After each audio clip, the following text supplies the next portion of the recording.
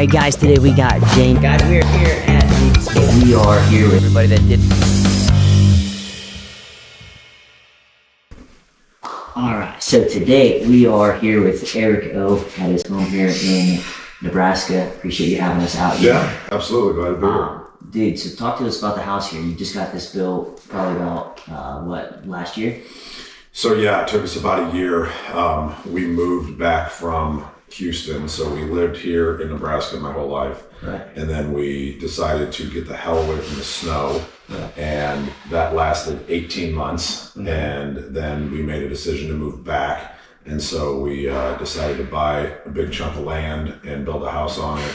And it took a little over a year, and we finally got in just in May. So we've been in for like 3 or 4 months. So it's been nice to have our house back again. Yeah, very cool. Yeah. Very cool. So you have D&M Roofing here in Nebraska, and then a location in Houston. You started the Houston branch how long ago? Almost 3 years. 3 years ago. Mm-hmm. How was it from going from here down there to get that started? So I didn't actually have an intention of starting it when I moved down there. I planned on just living there and then traveling back and forth to make sure that everything was running well here. Got it. Had a few people that came up to me and were like, hey, open up a branch, I'd like to work for you type of thing. So eventually I felt bullied, but eventually I ended up opening up the location. I've got a really good group of guys down there, and so I'm excited to grow that location as well. And one of the things, to answer your question, one of the biggest things that I did not think about difference-wise was I forgot how well established we are with a brand here. Mm-hmm. We've been here for so long that everybody knows our name, right? For the most part, right? And if somebody hears the end, they're like, oh, yeah, I know that. Yeah, I've seen you. We're down there. We were brand new, right? Even though we were still a 65-year-old company, right?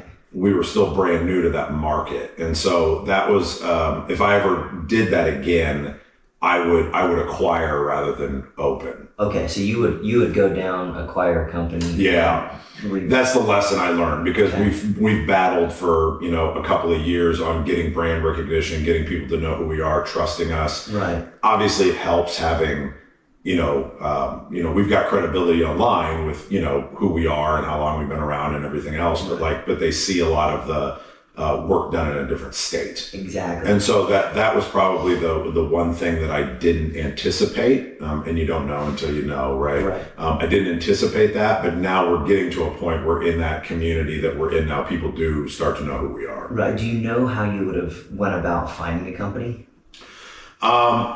The way that I would do it now is because I've made some really good relationships with some M&A guys, with Brian Franco, with Daniel Rabowski over at Meritage Partners. Yeah. I would literally call them and say, because this is something that I'm actively doing as well, I'm saying, hey, if there's somebody available that's in this range of revenue and or price and whatever based on what their EBITDA is, would they be open to, because they get people coming to them just letting them know all the time, like, hey, I'm open to having a conversation. So if there's a market that we want to get into now, I would definitely do it different. I would definitely acquire somebody with a name that probably doesn't have the systems and processes that we have, so that we can just dump that in and then grow that over time, but already have that brand established. Got it. Now it took you guys, you were walking me through how you built up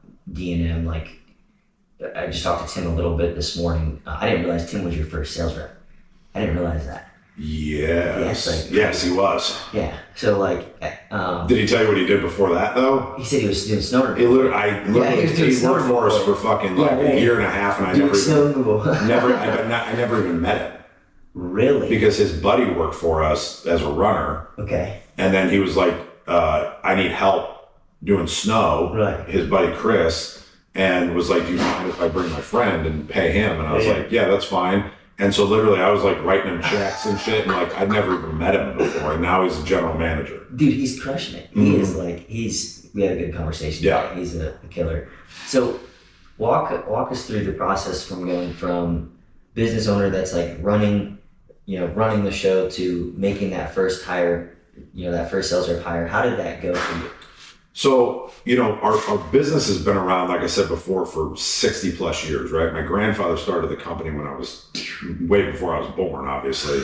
And I started working with him at a very young age, and we stayed very, very mom and pop small for years, right? It was me and my grandpa, and we had a flat crew that I worked on, right? With a 1-ton dually truck and kegs of tar on the back. I did all of it. You did all the flat. I did all the flat roofs. Like, I ran the crew. I installed it. How old were you?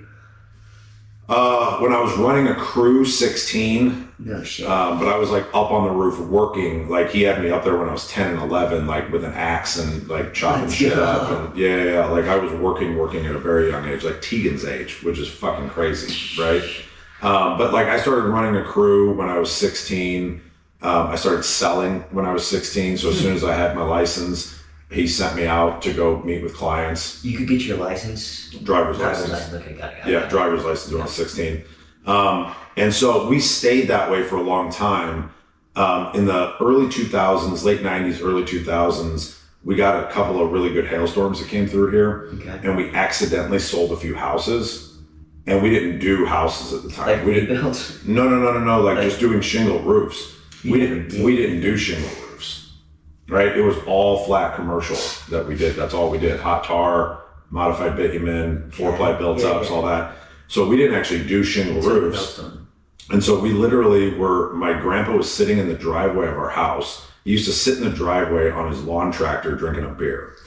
And a truck drove by and saw my grandpa's truck in the driveway that said D&M Roofing on the side. Right. And they stopped, and it was a guy by the name of Rosales, and he ran a fucking shingle crew. And he was like, "Do you have any work?" And my grandpa's like, "We don't do shingles." Yeah. And he's like, "Well, if you do, call me." So we accidentally fell into, like, a couple of our commercial clients wanted their homes done. Right. And so we called up this Rosales fellow and said, "Hey, would you want to do these roofs?" He said, "Yeah." We did them, and I was like, "Hey, that was way fucking easier than me having to put on every goddamn roof." And he's like, "Yeah." And I'm like, "Can I just go sell some of these?" And he's like, "I don't care how we make money." He's like, "Go figure it out." Right. So we ended up working with Rosales for way over a decade.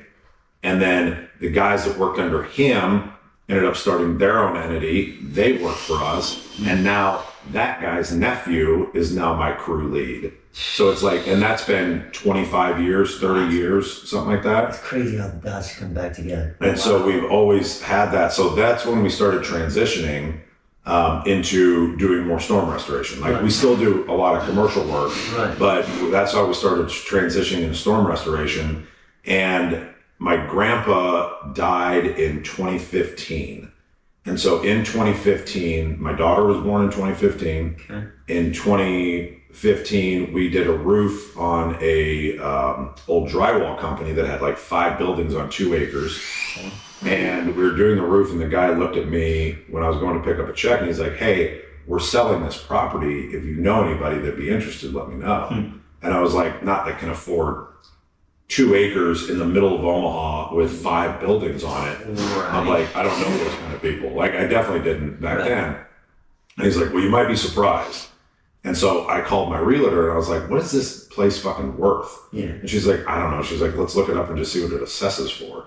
And it assessed for like $217,000. And I was like, "Okay, that's cheaper than my fucking second house." Right. And I was like, "Let's offer him what it assesses for and say it's as is, and I'm not going to make him do any improvements." And he took it. Holy shit. And I was like, "Holy shit." And so now all of a sudden I had 5 buildings and 2 acres that I didn't know what the fuck to do with, and I didn't have any employees. So like, I took this leap and like just said, fuck it. I had saved, like, I had all the money to my name was like 50 grand. I had like 50 grand hidden in a fucking shoebox under my bed. And I was like, I'm going to put it all into this building. I'm going to put it all into this property. The one that you're in now? No. A different one. Different one, first one. So I ended up buying this property and remodeling one of the buildings into office space. And that was when I hired my first runner. And so we were talking about yesterday. Yeah. So I'm going to get back to your question now. Yeah. The way that we started growing I started replacing my time 1 employee at a time. And so, and this is like what I coach about a lot when I'm helping people that are trying to grow, is like fast isn't always good, right? Unless you're sitting on $500,000 in the bank that's expendable, right? And you can go start hiring super high level fucking people. You have to start replacing your time one at a time that you can afford. And so my first one was, I was like, well, I need a runner. I need somebody that can run trailers and go pick up material, because then that will give me the opportunity to go sell more work. So I would go sell more work, I'd make a little bit more money, and I was like, ooh, what if I could have somebody do production? And I hired somebody to do production, and then I hired an office girl, and then I hired Tim, my first sales guy, right? And it was like, and then that was kind of like off to the races, but we kind of added 1, 2 at a time, right? And so that's how we got to where we are now, was by doing it in slow incremental pieces. And so as we're building Texas, we're doing the same thing. I brought in a really high level sales manager. Got it. But he came in from a culture of we hire 100 people, you know, at a time. Maybe that dwindles down to 12. Right. You know what I mean, type of thing. And I was like, that's not how we do it here. I'm like, I want you to bring in 3 or 4 guys by the end of the year, get them trained up so they're ready. Then you find a leader that can lead them, go get another 3 or 4 and build teams like that. And I'm like, I don't care if that takes 2 or 3 years, that's fine, but we're not going to outpace our growth, because a lot of times mistakes people make is they can go get the sales, but they would, we're giving them like work. Right. Sure. So my assumption is, based on that answer, is that they don't have a way that they track it. Yeah, definitely not track it. Got it. So what we do is, every time we send a referral to somebody and we give your name to someone, we put it on a list in a spreadsheet. And then every quarter we send you that list, so that now you have a list of warm leads that if they didn't reach out to you, you can reach out to them to say, hey, Eric with D&M said that he gave you my name. I never heard from you, but I just wanted to follow up to see if you're still interested in getting a quote for your insurance. So just so you know, that's something that we do, because we think that, you know, if you're going to be giving us leads, we want to be giving you stuff back, right? Like at the same time. The second thing is, do your clients ever get irritated that they have contractors come out and they can't give them a quote in a timely manner? Oh, all the time. Yeah. All the time. All the time. We totally understand that. You know, we know that it's frustrating, especially when they're dealing with insurance claims. And a lot of times they just want to have an idea of what the scope and the price is going to be. Right. Would it be beneficial for you or your clients if you had a tool where you could literally just throw your address in and like find out plus or minus 5% what the cost of the roof's going to be? Yeah. Cool. So we have that. So we can literally give you a little portal. You can write in their address, their name. We'll get their information back. We'll follow up. We'll make sure everything's, you know, moving in the way that it needs to. If they want us to actually do an inspection, we can at that point. But then they can get an idea of what it's going to cost. Right. So your other roofer doesn't do that, I assume. Yeah, no. Right. So again, these are just a couple of the things. Anything? It doesn't cost anything. Like, it's all on a website. Like, it's just a link. It's a portal. It's super easy. Wow. These are just a couple of things that we do differently. Again, I'm not saying we need to replace your guy, but like, if you'd like to try somebody that has a little bit better technology and is a little bit faster to the cut, here's my info. So that's the pitch that we're using. We're just asking a couple questions, showing how we're different, and then you do what you want though. No, keep working with your old stupid fucking way that you do it before. Or you can change. Or you can. It's up to you. It's up to you. I don't give a fuck what you do. I got plenty of fucking people that want to do this. Yeah. So that's the pitch to insurance agents for us. Very cool. Very cool.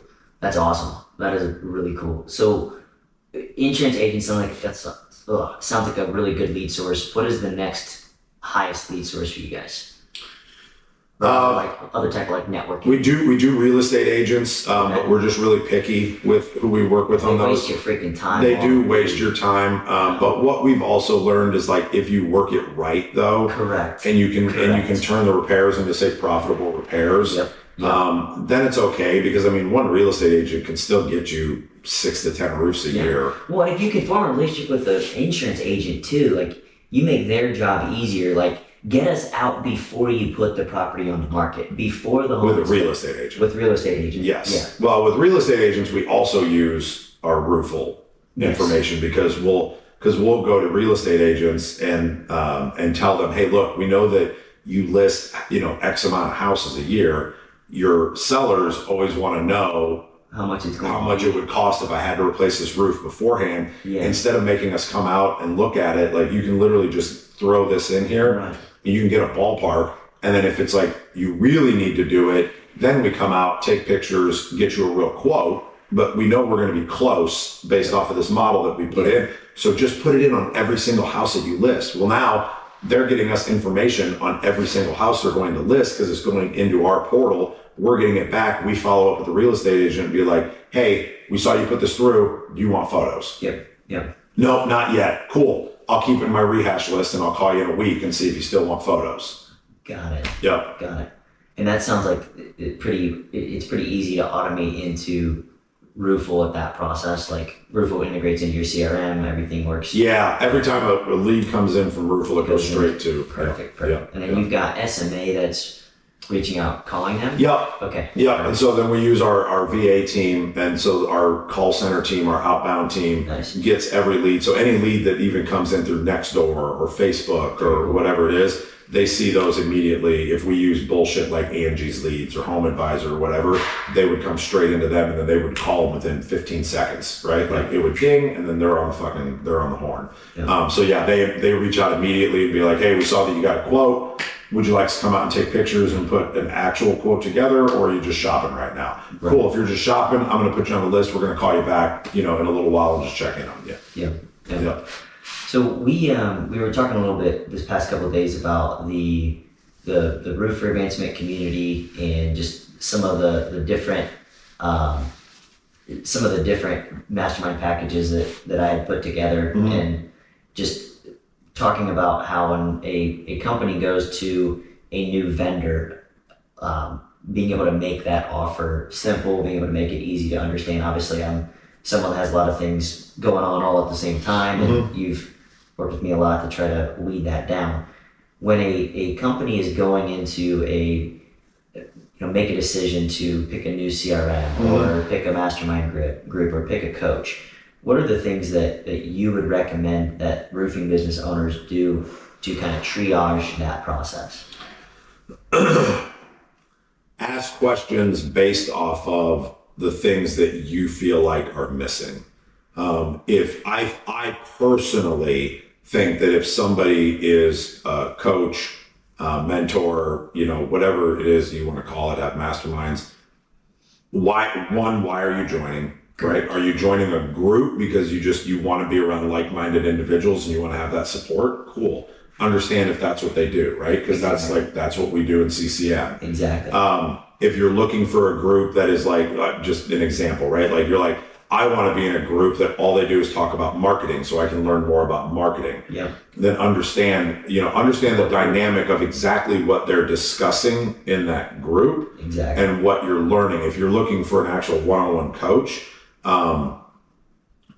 ask the questions of, do you tailor things to where I'm at now? Or does everything follow one fucking linear system where if you have steps 1 through 100, I might already be at 60.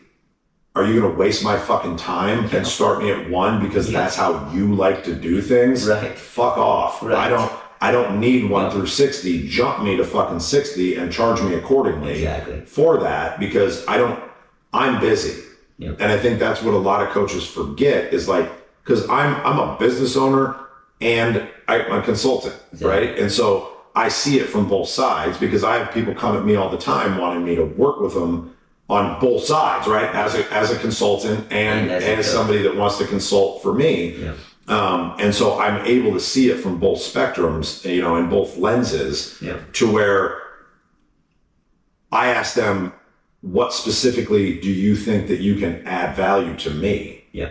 Right? Yeah. And if I ask that question to them, they should be asking the question back saying, well, what do you feel like you're missing? Exactly. Because if I ask that question and they go, well, I can do this and I can do this and I can do this, but you still don't know what the fuck I need. Exactly. You're just telling me what the fuck you have to offer. Exactly. Cool, right? Does that even matter?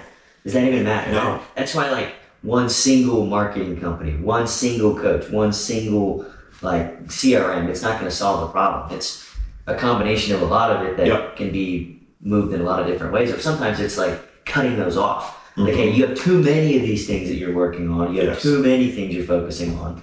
Well, have you read the book, The One Thing? Yeah, yeah. I mean, exactly. that's Focus on the one thing. You got to focus on one thing and get it fucking done. Yes. Right? In that moment, right? Yeah. It doesn't mean that you don't have a couple things going on, yeah. right? But like the main thing's the main thing's the main thing. And like we need to finish that so that it gets done faster so we can move on to the next thing, right?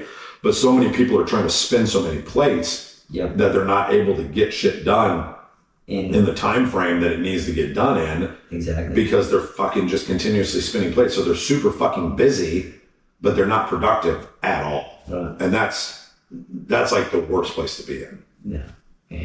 And when you get into those places, like your emotions get crazy, right? Like Well, yeah, I think a lot it's of gonna guys. give you anxiety. Oh my word! Like that. I mean, that's where I was at a lot of this past year, a lot of last year. Like making decisions that weren't real to myself and the business that I wanted to be running, running it the way that I thought other people wanted it to be ran. Mm-hmm. How does a business owner cope with making the wrong decisions? Like when they have a team underneath them and they've made the wrong decisions and they pick the wrong CRM, they set up the process the wrong way. A lot of times that owner doesn't know how to face the things that he messed up on. So I just did that. Yeah. Right. So I mean, I have very real life experience with that right now. I made a decision to switch CRMs again this year. And we were going to be going, and I'm not going to be a dick and call out the CRM, but we were going to go from CRM X to CRM Z. Yeah. And there were some benefits that I really, really liked on this other CRM that I was like, it outweighs the cost and the time and the effort to transfer everything and retrain and whatever, because I really like these features. Well, what happened was I spent, $10,000-$12,000. Was it a big one of the newer, bigger companies? Yeah, not an old one. Yeah. But then they're a really good CRM, right? But we started doing all the work, and I spent tens of thousands of dollars migrating data, building templates, building the processes, SOPing everything. Was the team involved with that at all? Team was involved. Yeah, so they were working on it. Well, mostly my SMA team was doing it in the background while we were still using our old CRM. The field team was still using our current CRM. I wasn't making them use it yet. Got it. We started transitioning them into the new CRM slowly, and Tim came to me and said, dude, production's fucked. Shit. And I was like, what do you mean? And he's like, we can't do this, we can't do this, we can't do this. He's like, with my old one, he goes, I literally click 2 fucking buttons and I have all these fucking things happen. He's like, it's going to take me double the time to build a job inside of this CRM than it is in this one. He's like, it's not good. So I was like, okay, I'm like, let's do this. Let's go back to them and see if they have a fix for it, because maybe we just don't know how to do it right. Yeah, right. So we went back to them. I spent a bunch of time on calls and shit. That's a good key right there, is going back and trying to make it work, not just being like, fuck it doesn't work. Right. And they can't fucking build it. Yeah. So you have to be ready on the back end to be able to build it if you're going to sell it, right? You go hire 100 sales reps and accidentally sell 500 jobs, but you don't know how to build 500 jobs, you're fucked. Yeah. So what was the point of spending all that money to do that? So let's make sure we build out our production side at the same time. That was part of what I think my main focus was, with just all the processes that I just kept going crazy on. Like I grew up in the industry, like working for Allstate Exteriors. You ever heard of them, by the way? Who, what? Allstate Exteriors. Mm-hmm. So they're out of London, Ohio. Okay. We would get a lot of projects on, and then there would be production issues on the back end when we would get a massive influx of sales. And like when companies aren't ready for it, they don't have the proper handoffs. Yep. So I'm assuming that when you first hired, you didn't have all the processes set in place that you have now. How is it like? I didn't have one fucking process in place. Right, but you still did it. You still did it. Yeah. Right? You said, hey, I got to make this decision. A lot of guys get stuck thinking, man, I don't have the process in place. Yeah. I can't go hire this person. I didn't even know what a CRM was. Oh my gosh. Okay. When did you get your first CRM? Probably like 2016. Yeah. I got my first one because I had a buddy that ran another roofing company, and his owner developed their own CRM and then started selling it. And it was called Stagistics. Yeah, it was fucking horrible, but It sounds like it. but it gave me an understanding of what the purpose of it was. Because like in the beginning for me, it was just like, oh, this is an easy place to do estimates. Yeah.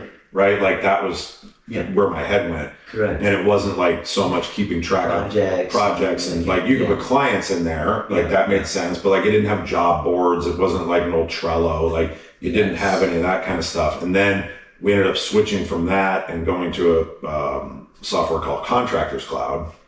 And we really, have you heard of that one? They've been around for a while. So we actually really liked Contractors Cloud. They had an amazing, robust backend for financials. Got it. But it didn't have job boards. So everything was like lists.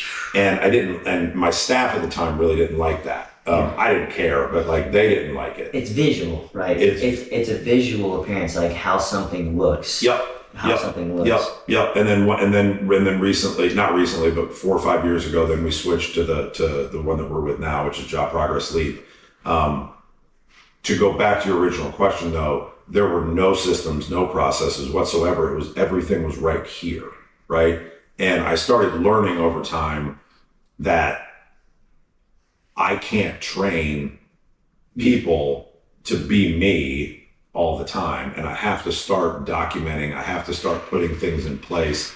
And I did it, again, differently than people do it today because people have these tools and resources to be able to like do it significantly faster. Right. I did it over the course of like 3, 4, 5 years. Yeah. Right. Of like, okay, well, I hired this person. Let's document what this person It was does. just like what you can make sure you control to make sure that's where going, right? now like every step of our business is like got a 5-minute video so that if we have to hire somebody, they can go in and watch it. Like I've got videos on how to talk to an adjuster. I filmed it, right? Like I've got videos on how do you use our PPD calculator, right? So that you can read a scope and you can put in the line items. What's PPD calculator? That sounds kind of cool. Do you not know? Yeah, no, what is that? So a long time ago, we had been given a document when we worked with Storm Ventures Group, right? Back when like they were like brand new, and they had this document called a preliminary pricing detail. And so on this, you would fill out all the trades that were on the scope, and then what the value of it was, and then if you were doing it or not doing it, and then it would give you the numbers. Yeah. Right, but it was all on paper. Okay. Right, so it didn't auto-calculate anything.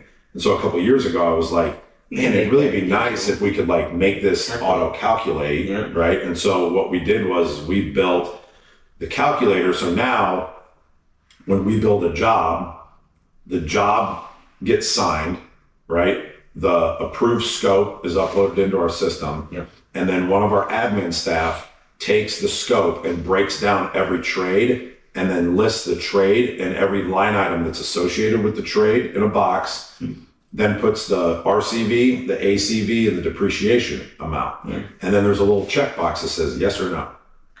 And then the rep just goes in and checks yes or no.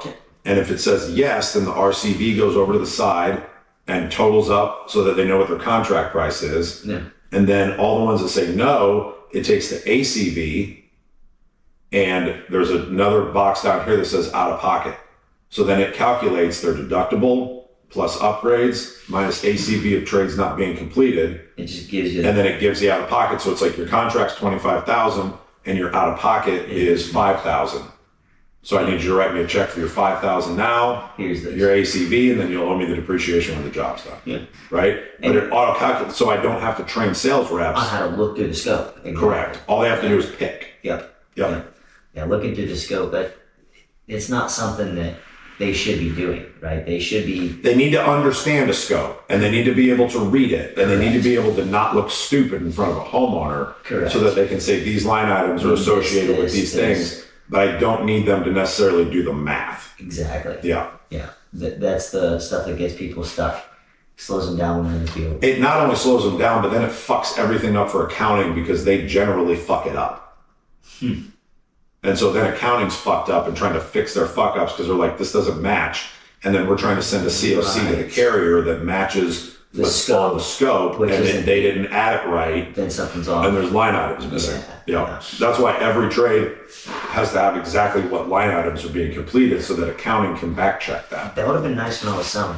Yeah. I worked the Dre show, back in Oh, yeah. 2020. That was insane. Yeah. That would have been nice to have that tool back then. Oh, yeah. I was manually calculating everything. Yep. Honestly, I had a system do it 3 times. Yep. Calculate it 3 times, 3 different ways. Yep.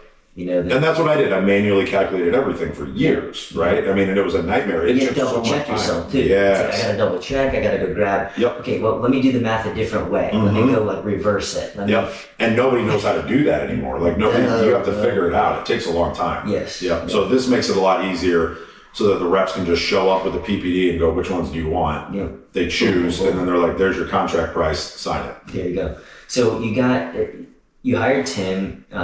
Tim started selling. When did you get your next sales rep after Tim? That's a great question. I don't remember. I've had so many now. Got it. I would guess probably a year. Got it. I would guess probably a year and a half. We probably waited. Got it. Because he was like, honestly, because I was training him for so long. You know what I mean? To be the rep, because again, I had no system in place to be able to train guys to be able to do anything. So it was like, follow me, type of thing. So I that's a great question. I don't know. Okay. Yeah, because we would kind of go onesies and twosies, where we never had more than like 1 or 2 reps. Yeah. So Tim would have been brought on like 2000, like after 2015. 2016, end of 2016, beginning of 2017. Got it. Shit. So 2017. Got it. And then now you have how many reps?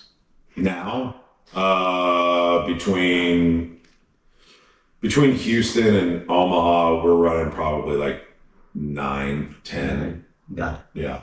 So your process now to onboard when a new guy comes in, what does that look like for you? It's a great question for my sales manager.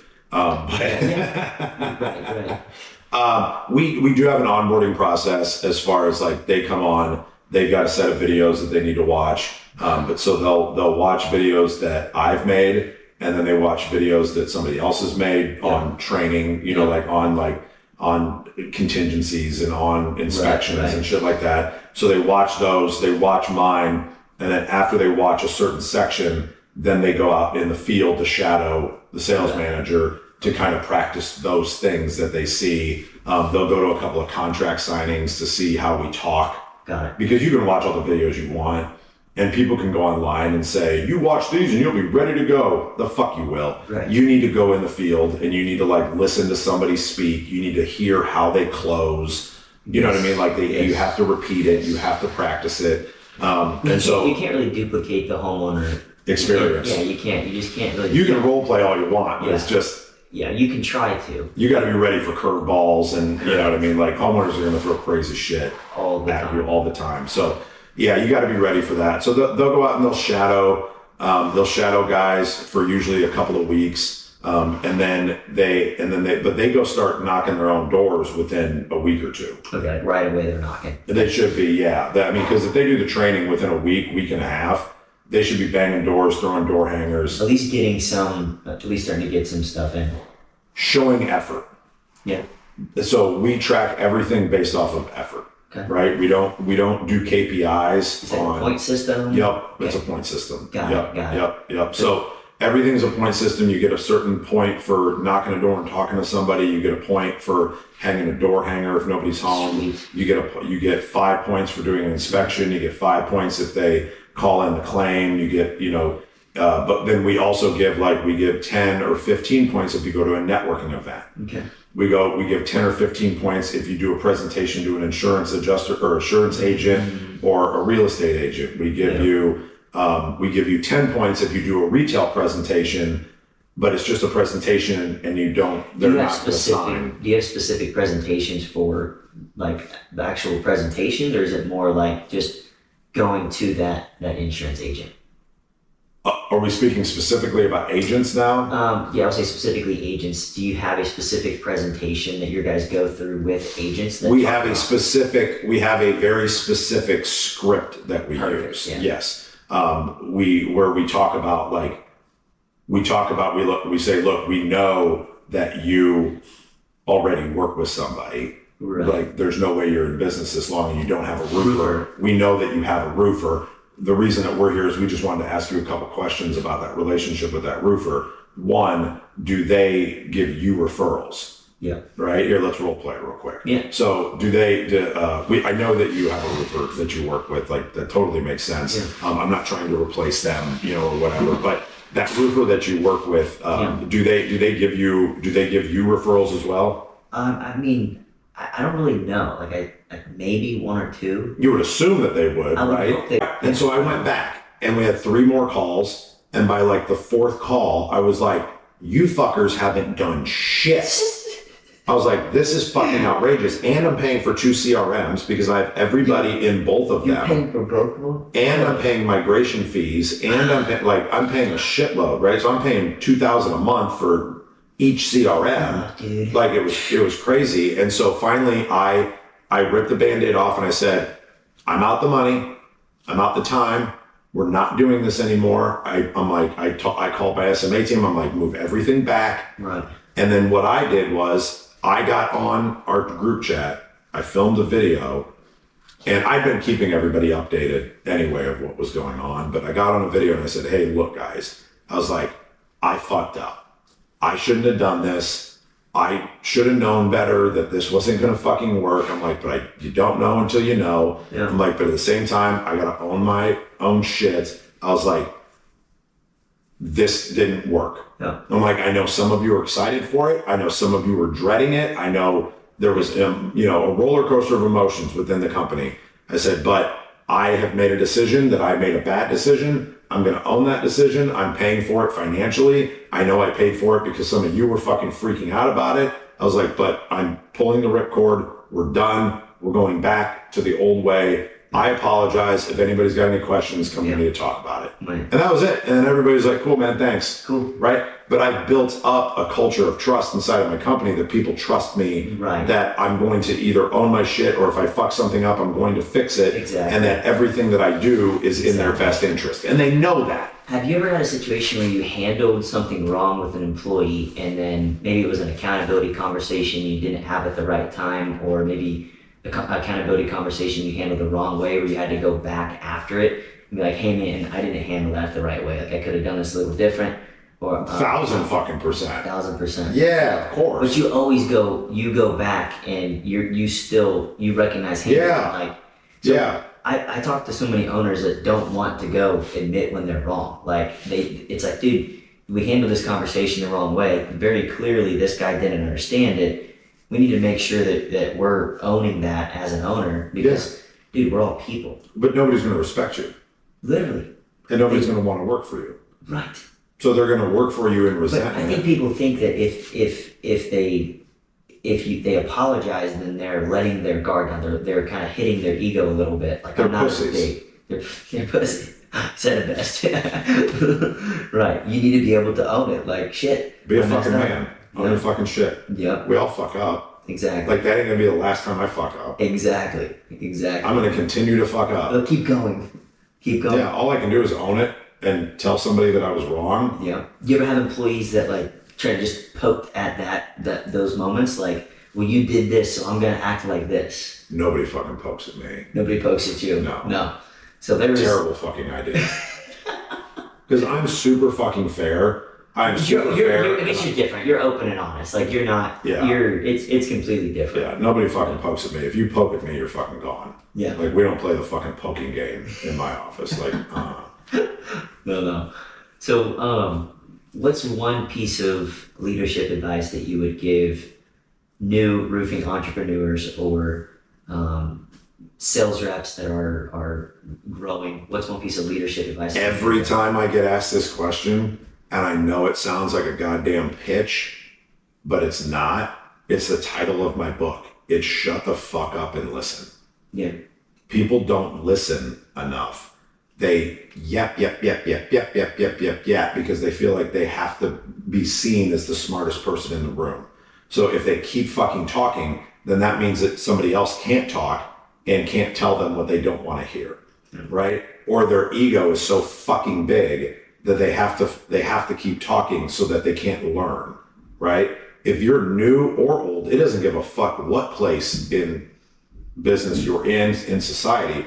Just shut the fuck up once in a while. Right? And it doesn't have to be all the time. Like, I have to talk a lot, right? Obviously, like, I'm a leader. I have to lead. I have to talk. I have to give direction. I have to support. I have to do all of the things that come with being a leader. But sometimes I need to shut the fuck up and listen to my people, right? Like, I need to know what's going on in the trenches. I need to, if I have a sales meeting, right? Or if I go if I have a meeting with my sales manager in Texas, right? I'm not going to go into that meeting and just tell them what they need to be doing.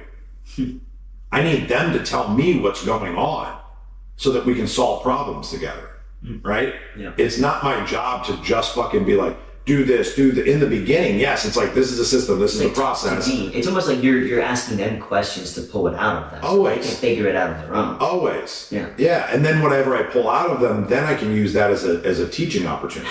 A lot of leaders don't know how to ask the right questions. A lot of leaders, but those aren't leaders. Those are business owners.